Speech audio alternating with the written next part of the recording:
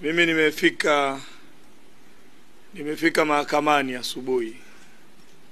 Nimefika mahakamani getini, nikaomba kuingia mahakamani kwa ajili ya kusikiliza kesi ya mwenyekiti.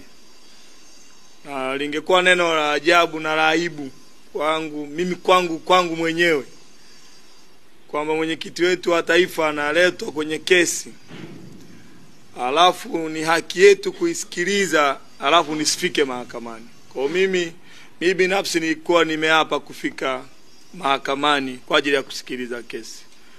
Nimefika kwenye geti lile la mahakama, wakaanza kusema leo hakuna mahakama hapa. Leo hakuna mahakama, mahakama haifanyi kazi. Polisi waliokuwa pale wakasema mahakama haifanyi kazi. Sasa baadaye wakati naondoka wakawa wanamshambulia dada Eliza. Tulipoenda kuambia mimi na wenzangu akina Toana Pambaru, mbona mnamshambulia huyu dada na ni mwanamke? Wakatukamata hapo. Sasa tulikamatwa watu 9. Na hatukuwasumbua polisi. Wetukamata watu 9 bila kuwasumbua. Wametembea na sisi kwenda Kawe huko. Wamezunguka na sisi zaidi ya masaa 4. Wakaenda wakatushusha kwenye kituo kamoja ka polisi kana askari mmoja peke yake. Tukakaa kama dakika 5 hivi, wakatupakia tena kwenda kwenye gari. Walipakia kwenye gari wakatupeleka karibia na Ambweni, kituo cha polisi cha Ambweni. Lakini baadaye hawakutuingiza kituoni, wakatupeleka huko ambako walienda kutupiga, huko Ununio. Tulipofika maeneo ya Ununio kwenye lami, wakati tunaenda baharini huko Ununio zikawa 3. Kwa hiyo tulipofika mule kuna vichaka fulani hivi, tulipita njia kwenye vichaka hapo. Tulipofika hapo kwenye hivyo vichaka, wakamshusha dada Pendo, akaanza kumpiga dada Pendo kama anaua nyoka. Na wengine wote tukaambia shuka kwenye gari, vua viatu, ficha uso. Vua viatu, ficha uso. Na kama unaweza kuomba Mungu, omba Mungu. Jikabidhi kwa Mungu. Kwa hiyo tukaenda tukavua viatu, tukalala chali, tukaanza kupigwa kipigo cha mbwa koko.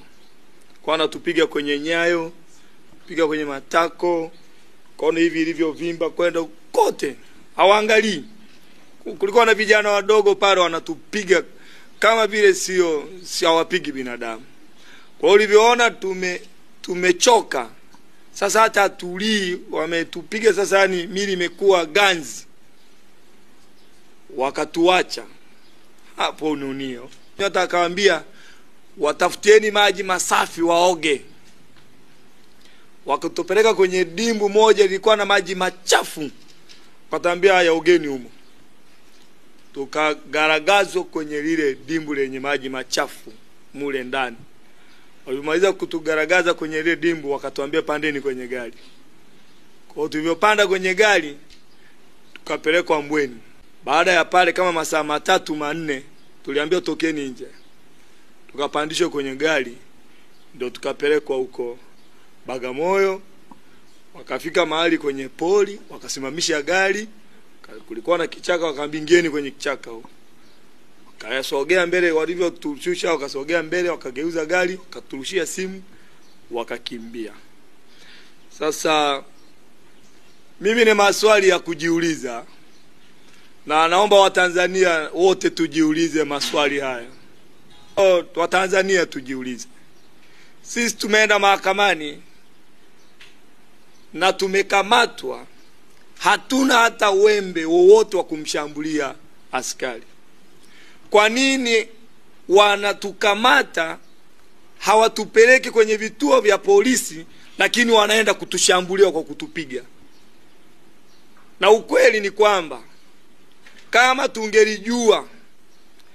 tungelijua kwamba tunaenda kupigwa na afadhali tungefia pale Kisutu. Afadhali tungefia pale Kisutu.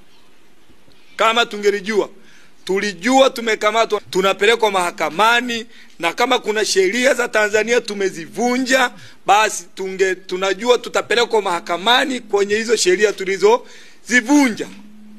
Lakini matokeo yake tunaenda kupigwa. Tumekosa nini? Tunaenda kupigwa.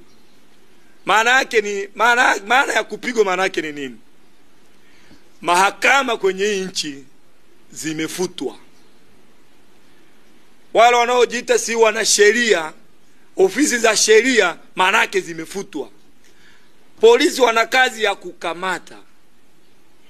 Wanasheria wanaandaa kesi inaenda mahakamani. Mahakama inatafasiri kwamba huyu mtu anakosa au hukumiwa kwa kosa hili. Kitendo cha kutukamata, kitendo cha kutukamata na kwenda kutupiga na kutuachia, maana yake ni kwamba wao wametukamata, wamehukumu, kila kitu wamemaliza. Sasa Watanzania wenzangu, haya mambo tusiyafikiri ni mambo madogo. Hata kitendo cha kutupeleka kule maeneo yale ya baharini, kuna ujumbe tu walikuwa wanatupa kwamba hapa mnaweza mkatoka au msitoke. Watanzania tusiwe wakimya. Tupige kelele, haya mambo, hii nchi ni ya kwetu wote. Tupige kelele, haya mambo yakomeshwe kwenye taifa letu. Asanteni sana.